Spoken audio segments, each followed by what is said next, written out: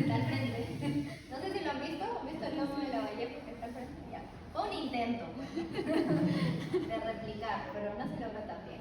Ahora, en la particularidad de este domo, no sé si alguno o tiene familiares o que ha escuchado la situación de Puno, ¿no? Sí, o sea, mira, no, pero... ¿Saben a cuántos grados llegan por debajo en la noche? A menos 25.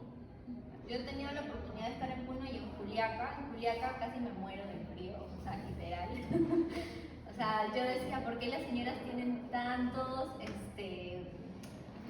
sus enaguas, las polleras, ¿sí? Tenían como 4, pues me decía, ay, exageradas, ya mucho andaban así. De verdad, cuando estaba ahí decía, por favor, señorita, regálenme 2 porque no aguantaba el frío.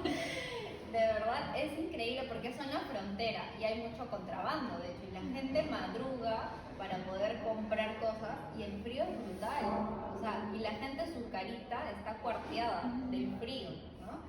Entonces, imagínense que acá nosotros estamos en 5 grados y ya nos estamos congelando, ¿no? O sea, menos 25 es otra historia, ¿no?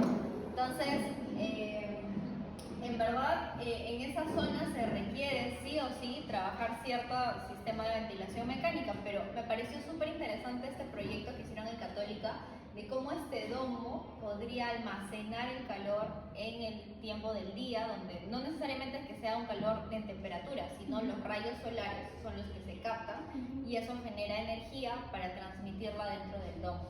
Ahora, es importante tener en cuenta que las casas térmicas están sujetas a varios criterios, ¿no? Uno es el diseño, otro es la disposición y el tamaño, ¿no? Si este domo pues, no es tan grande, tiene más o menos 40 metros cuadrados, es pequeñito, ¿no? Y aparte la disposición que tiene el domo es a la razón de que la luz pueda filtrar el calor por todo el eje, ¿no? Ustedes saben que en una circunferencia la captación es mucho más amplia. Entonces, es la razón. Ahora, la gente aquí en Perú no está acostumbrada a vivir en domos, pues, ¿no? De hecho, nadie, si no, se está viviendo en una carpa, van a ver, ¿no? Pero en verdad sí puede facilitar mucho el ahorro energético y facilitar también la captación y la sensación térmica puede influir muchísimo. Este tipo de domos surgieron hace unos años atrás. Hace poco, el año pasado fui a Cusco y fui a la laguna de Mantay, no sé si han visto. Si lo hacen, por favor, háganlo con toda la energía del mundo. Yo casi me muero. Hace muchísimo frío. Y es una caminata de como 4 horas, ¿ya? Y en el camino la gente mostraba que se quedaban en estos domos, ¿no? Yo no supe, no me prepararon para eso, no me contaron la historia. Pero la gente acampa en el camino a la laguna porque hace demasiado frío, pues, ¿no? Y los tours salen 3 de la mañana, entonces es un frío brutal.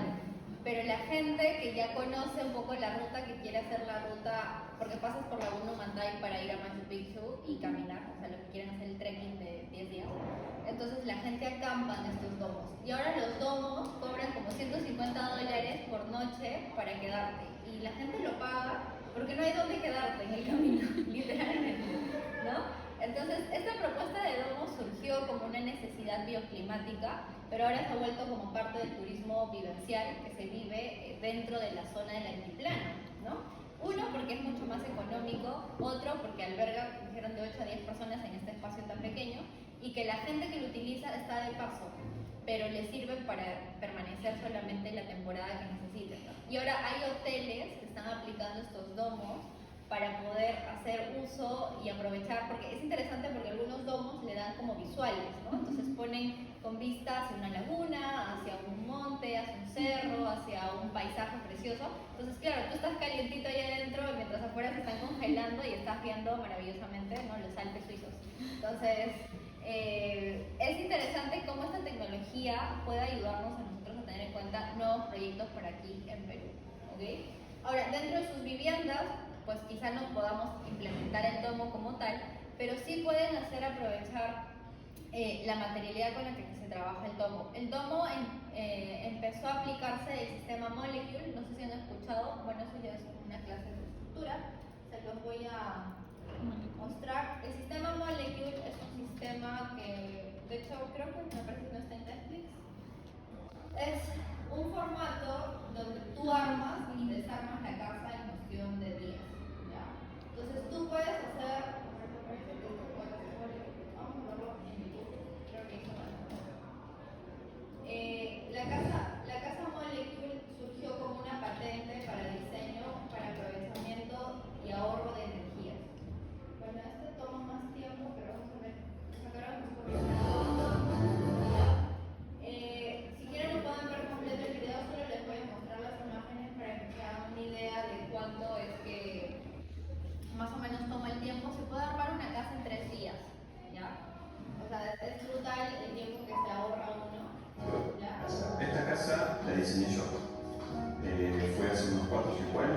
armamos, mi mujer y yo sostenemos que el 80% de esta casa es mano de obra, todo, desde la arquitectura, el diseño, hasta el sistema constructivo, hasta las texturas que usamos, hasta los cuadros, hasta los muebles, todo sale del diseño propio y casi siempre diría de mano de obra propia.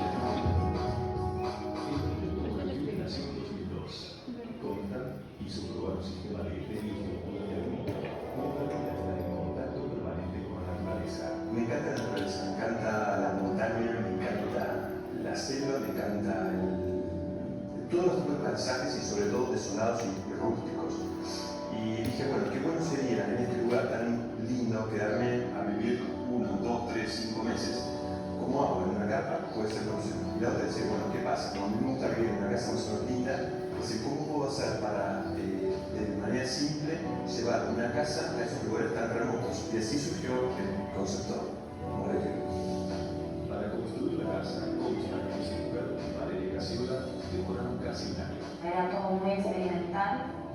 Bueno, podíamos usar técnicas ya usadas por otros sistemas constructivos y de repente con ir al corralón no lo solucionábamos. O sea, que ver de qué manera solucionábamos los problemas que se iban suscitando. Es un proyecto, te diría, muy como artístico y de ir llevándolo de a poquito. Bueno, luego lo pueden revisar para no alargarme en esto. Yo creo que, bueno, hicimos La casa se hizo todo el sistema molecular, ¿ya? O sea, todos son estructuras de acero, pero como son aristas, o sea, el soporte de la arista es como una unión y va así haciendo el anclaje y toda la casa no necesitas nada más que el sistema y puedes ir dándole la forma totalmente que tú gustes. O sea, puede ser curva, puede ser ortogonal, puede ser triangular y todo ese sistema se autosoporta, no necesita cimientos. Entonces puedes trasladar la casa donde tú quieras y lo puedes poner donde tú quieras, ¿no? Entonces ellos demoraron un año en hacer la patente de este sistema, como que hicieron su propia casa, pero fíjense, ¿no? O sea, todo el diseño parte de eso. Toda la estructura, me sentía como que ya habíamos avanzado un montón. Una placa de madera, con compartimentos y algunos selectivos. Voy a mostrarles cómo va el proceso y esta casa es totalmente sostenible y funciona. O sea, esta casa salió en tendencia hace ya varios años. Yo me puse a investigar cuando viví en Argentina, quisiera conocerla porque puedes trabajar hasta dobles, a triples alturas, o sea, eso no es muy limitante. Y es súper interesante porque fíjense, pueden trabajar con concreto, con drywall, pueden armar todo lo que ustedes gusten y facilita hasta incluso en el mobiliario, las escaleras, los cuadros, o sea, es súper interesante. ¿Ya? Por ahí les voy a dejar el enlace para que lo puedan mirar más a detalle. ¿Ok? Entonces, volviendo a cómo las casas térmicas o los sistemas constructivos pueden contribuir directamente a que no invadamos con el 40%. Hace un momento, chicos, los que me han ido al inicio, veíamos que solamente las emisiones del efecto invernadero generadas por la industria de la construcción llegamos a un 40%. O sea, es bastante elevado cuanto desde la construcción nosotros generamos. Sin embargo, por eso es que tenemos que ver unas alternativas. ¿Sí? Como a mí me encanta mostrar casos, porque es la mejor forma de aprender, vamos a ver justamente cómo hay beneficios de los materiales y las viviendas sociales en estas zonas, ¿okay? Sobre todo en las zonas que están más alejadas de la civilización, como yo digo, que nadie los toma en cuenta. ¿Okay? Voy a mostrarles que son casas súper básicas, súper rústicas, que van un poco acorde al diseño que nosotros estamos proponiendo. Hay estos materiales como el entramado de madera seca. La madera, una vez que se ha utilizado, por ejemplo, los pies derechos o el machimbrado que ya ha sobrado, que es prácticamente material reciclable, ese material se puede entramar y establecer como plataformas, junto con láminas de zinc, que son las calaminas, y los tableros aglomerados de justo estos residuos, ¿no? Entonces, por ejemplo, acá hay un ejemplo de cómo se establecen. Pueden establecerlo con a semejanza de pilotes pequeños, son tablones y funcionan perfectamente en la vivienda. Esta es otra vivienda que se hizo con hormigón armado. Este es otro tipo de material local que trabaja en esta zona. no sé si alguno ha visto estas viviendas en Chile, ¿saben de qué tiene relación? Uno de los Pritzkers, que es Alejandro Aravena, aplica vivienda modular, ¿no es cierto? Y en la vivienda modular, de hecho, tengo un amigo que hace poco ha hecho un viaje que me invitó a hacerlo, pero estaba en clases, no podía hacerlo. Él se fue a hablar con la gente de la Quinta Monroy, ¿no? Se fue a hablar, de hecho les puedo pasar algunas entrevistas que él hace, y él dice que Alejandro Aravena se comió el lío de, pues era súper difícil porque el reto era hacer una vivienda pequeña, o sea, un cuarto, una sala de habitación y ya está, o sea, era pequeñísima. Pero el terreno lo tenían, pero lo que no tenían era el presupuesto. Entonces él propuso con la Quinta Monroy decirles a los propietarios, ok, yo te hago este módulo, pero te digo cómo puedes hacer el siguiente cuando tú tengas más dinero, más adelante, cuando tus hijos crezcan. Entonces, es por eso que él gana el Pritzker, porque hace un proyecto no solamente arquitectónico, sino social, ¿sí? Y cuando mi amigo hace esta entrevista con las personas de la Quinta, hay una señora le cuenta, ¿no?, cuánto cariño le tenían al arquitecto, porque él se tomó el tiempo de hablar con cada una de esas 20 familias y preguntarles sus necesidades y hacer tipologías acorde a sus necesidades, a pesar del presupuesto tan limitado, ¿no? Entonces, él quería impactar no solamente con la arquitectura, sino dar solución. Por eso que yo admiro mucho a los arquitectos que son bastante funcionales, porque eso es lo que va a dar solución a la vida de las personas, ¿no? Entonces, en esta, por ejemplo, Undurraga, que ya trabajaron ustedes arquitectos una modulación similar a la que plantea Aravena, trabajan la madera de pino impregnada y la doble piel de caña coligüe. La caña coligüe son los palafitos que se trabajan en Chile, que son parecidos a lo que tenemos en Iquitos. No sé si han visto las casas que están pues, sobre el agua. Entonces los palafitos en Chile son muy parecidos. Obviamente las condiciones climáticas son un poco distintas porque pues, en el Amazonas el clima es muy distinto, pero es parecida a la propuesta arquitectónica. Entonces ahí se utiliza la caña de coligüe bastante y lo aplicaron también en esta casa, ¿sí? La de aquí.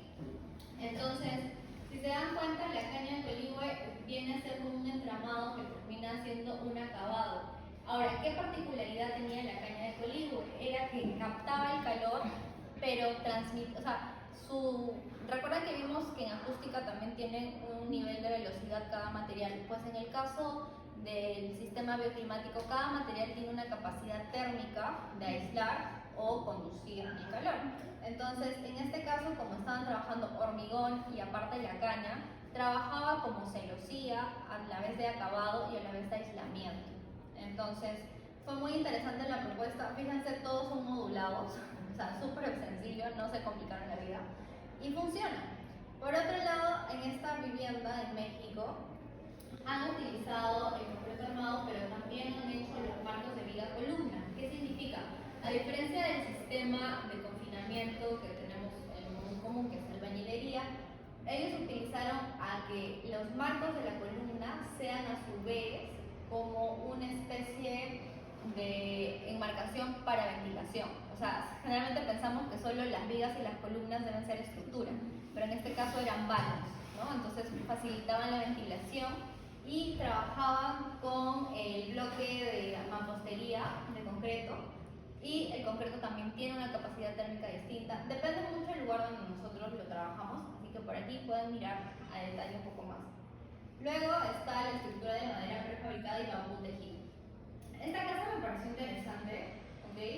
¿Por qué? Porque en esta zona lo único que tenían era bambú, literalmente. Entonces no había muchas opciones porque estaba en medio de la selva. Y los arquitectos trataron de aprovechar, aunque no se ve así como que tan estético, porque no lo veo como referente. Cuando ustedes ingresan, el clima o el microclima que genera este material es muy, muy cómodo, o sea, ayuda realmente a refrigerar y a aislar el calor. Finalmente, esta es lo que les decía, la de Quinta Monroy, que es la que está en Iquique. Este es el módulo que establece Aravena, ¿no? Entonces, luego este módulo, él deja campo abierto para que al costado puedan construir y todos hacen eso, ¿no? O sea, y hacen una modulación y el propio poblador es el que mantiene la estructura, no se pasa del nivel de perfil urbano y mantiene de alguna manera, obviamente ya cada uno le pone su estilo, ¿no? Eso es inevitable para los arquitectos.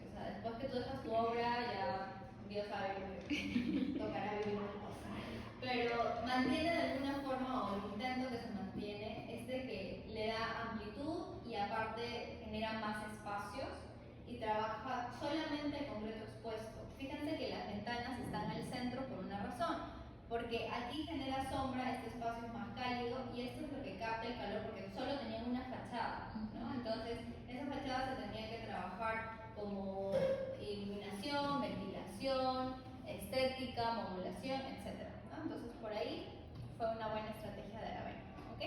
Entonces, bueno, acá pueden ver varios proyectos que lo pueden revisar, está aquí en el enlace para que ustedes puedan mirarlo con más calma.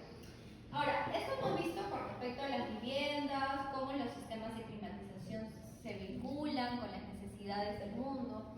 Y ahora va un poco la pregunta por acá. ¿Habrán ciudades climatizadas? ¿Habrán ciudades que tomen en cuenta criterios de diseño para climatizar sus ciudades?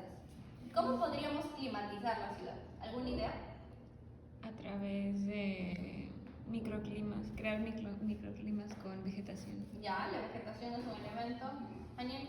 Si no me equivoco, en Finlandia se utiliza, no es que allá hace bastante frío, entonces la acera y el asfalto también está una tecnología para derretirnos la nieve que se va. Claro, correcto. El tipo de concreto que nosotros trabajamos tiene resistencias y tiene una composición que puede ayudar a captar más el calor o que, bueno, puede ser también un desastre como en estas calles y que solamente se rompe cada 2 meses, ¿no? La orientación también del emplazamiento de los... La orientación y el emplazamiento de los ejes de las viviendas, de los edificios, influye muchísimo. La materialidad es un factor muy importante, pero el diseño y el emplazamiento tienen mucho que ver. Por eso cuando ustedes les decía cómo están emplazando las viviendas o de qué manera están aprovechando el emplazamiento de las viviendas, algunas sin querer queriendo las han puesto bien, otras pues no han tenido mucha suerte, ¿no? Entonces es por eso que hay que tener en cuenta eso. Pues efectivamente sí hay algunas viviendas y vamos a ver cómo las ciudades sí pueden ser sostenibles, ¿ok?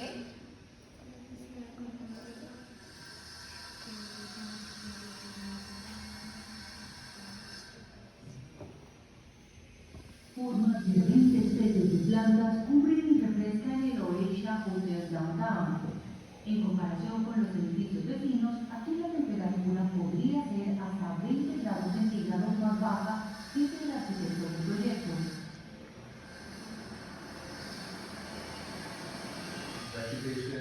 La vegetación de la fachada baja la temperatura ambiente gracias a la evaporación. Es decir, que el agua que pierde las plantas por evaporación es absorbida por el aire caliente que las rodea. Así baja la temperatura ambiente. Cuando el proyecto concluya, las plantas cubrirán una superficie 10 veces mayor. Se trata de un prototipo. Es posible que el método se convierta en el estándar de Singapur. El Estado ha fijado una meta de cubrir de verde el 80% de los edificios hasta 2030. Otros arquitectos asiáticos no se limitan solo a la fachada. Este parque en Bangkok, la capital de Tailandia, no crece sobre la tierra sino sobre la azotea de un rascacielos. Esto ayuda igualmente a disminuir la absorción del calor del edificio. Cuando baja la temperatura del aire no es necesario prender el aire acondicionado que expulsa el aire caliente hacia afuera y empeora el problema.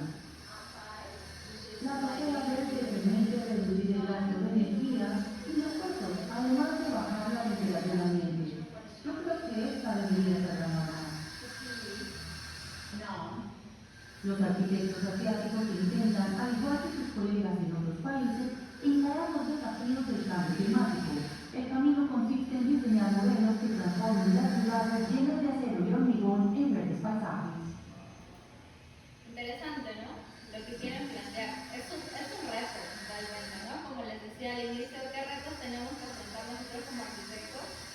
Ellos están procurando en Singapur. Saben que Singapur es el país con mejor PBI del mundo, ¿no? Y Singapur era súper pobre y de la noche a la mañana, no de la noche a la mañana, 20 años, se convirtió en uno de los países que son los tigres del Asia, ¿no? Que tiene pues una economía brutal y se ha vuelto un país turístico, ha generado arquitectura muy interesante. Y me llamó la atención cómo es que en Asia trabajan de manera distinta como trabajamos en Occidente, ¿no? Entonces, en vez de plantear que el aire acondicionado, como decía la arquitecta, sea solamente la constante para resolver el problema de climatización, podemos trabajar techos verdes, podemos trabajar muros verdes, podemos trabajar que la ciudad empiece a mirar el verde como un sistema de vida, no como algo que se tiene que poner por complementar, ¿no? Entonces, eso es algo que hay que tener en cuenta. Y si en nuestros proyectos es cierto que tal vez sea difícil implementar un espacio de área verde, pero de alguna manera tenemos que invitar a que los usuarios puedan conectar con esto, ¿sí? Ahora, para ello vamos a tener que hacer un análisis, pues precisamente dónde está emplazado. ¿Alguna vez han visto este proyecto de Madrid-Río? ¿No? Madrid-Río, yo cuando llegué a Europa justamente estaban terminando ya de inaugurar este proyecto. Es un proyecto enorme, ¿ok? Súper grande. ¿Qué ocurre? Este río, que es el río que atraviesa toda la ciudad, estaba casi totalmente contaminado, similar al río Sena en París. Entonces, ¿qué ocurre? Al desborde o la ribera del río, pues la gente tendría que estar sujeta a controlar algunos factores como la delincuencia. Porque ustedes saben que un lugar oscuro, cerca de un río, pues lo más común es que la gente se drogue o robe, o sea, muchas cosas. Y era un eje bastante amplio en la ciudad. Entonces voy a mostrarles cómo fue esta remodelación del río para Madrid. Y es un proyecto que ahora a mí la verdad particularmente me encanta. Cuando llegué puedes montar bici, puedes tener parques, puedes tener todo un espacio público súper interesante, ¿ok? Y en verdad fue